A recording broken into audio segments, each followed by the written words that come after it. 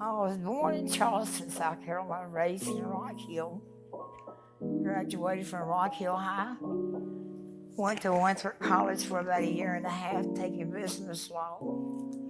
But I had to drop out because I couldn't afford it. And so my journey started when I was just a teenager. Just doing all the crazy things that all teenagers do. The biggest mistake of my life was getting involved with drugs and alcohol.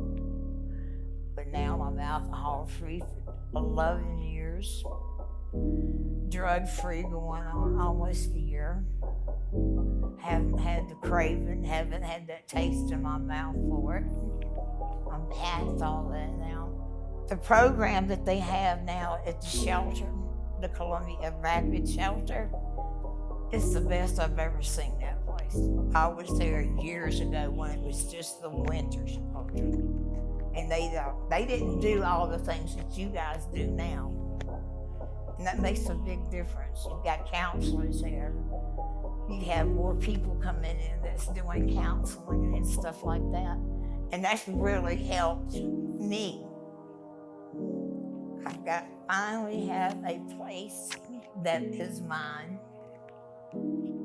And I enjoy it. I really enjoy being here. From Columbia, South Carolina. Born and raised in South Carolina. Where are you going to sleep at? Where are you going to, the next meal going to be at? How are you going to do this? How are you going to take showers? How are you going to beat the storms if storms come? Beat the heat, beat the cold, beat all that was coming at me. Let my aunt adopt my child so my child can stay stable. That's the hardest thing to do, is to give your rights up over your child. But it wasn't all about me, it was all about the child. So the child, it was young, 5, 6 years old, didn't understand what's going on. But I had to keep him safe where he can have a stable home so he can get the proper care that he needs. Why should I let my child see his birth mother? I'm his birth mother. See, his birth mother went through trial and tribulation. I don't want him like that. I don't want him to be like that. I want him to stay strong, doing what he got going on. Now, he's up here in Columbia, not even a mile down the street from me, now staying. We talking now. I want to cry, but I was happy I got back where I was at. I'm Alfonso Guider, again. A struggling, achieving, and a hard-working individual that got his goals together from the beginning and completed to my housing area and some more. I'm an orphan, living with my foster mom, my foster family, never having a chance, to be with my real family. In 2020, things got bad for me, and that left me homeless. I didn't want it. I didn't want support, and I thought I could do it on my own. You know what I'm saying? But you have to. You have to get that support. I struggled, and my mind was focused on one thing, as it was to get my house. I wanted to move fast, but Jonathan told me, hold up, one step at a time. And I had to do all the things that I wanted to do, knowing I wanted to make that goal.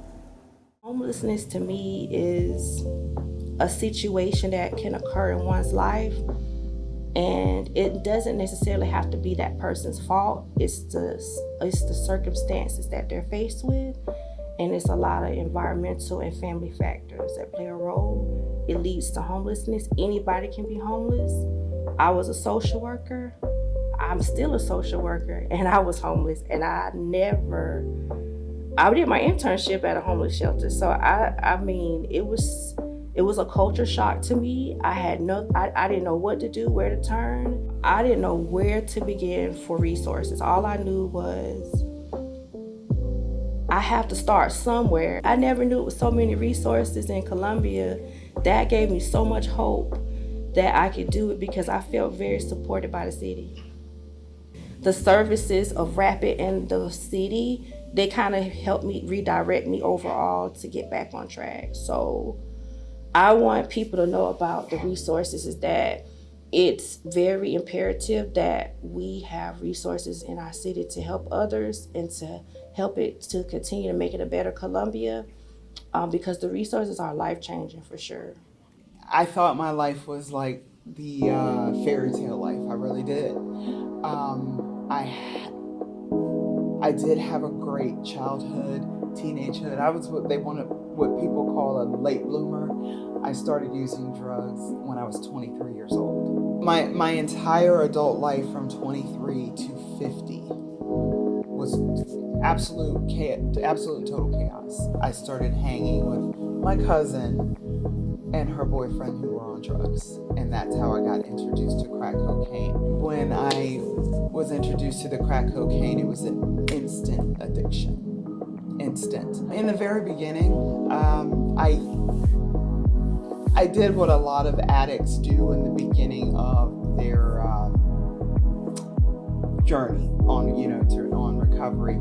I used the programs that were presented to me, but I also misused some of the programs. But the one good thing about that, which I know it doesn't sound like it's a good thing to misuse a program, but every time I reached out to a community resource, every time they reached down, and when I say down, I mean that, when they reached down for me, there was a seed planted. It didn't matter whether it was, a homeless shelter or a drug treatment program, detox, counseling, or what have you. Even though, and most addicts don't get it the first time or second, and sometimes even third. For me, it took multiple times. But I remembered something from each and every encounter that I had with, any type of community resource. Right now, I feel the strongest that I've ever been in my life. And it's different. The biggest difference now is that I have the faith of my family. I've finally given enough time, enough effort, enough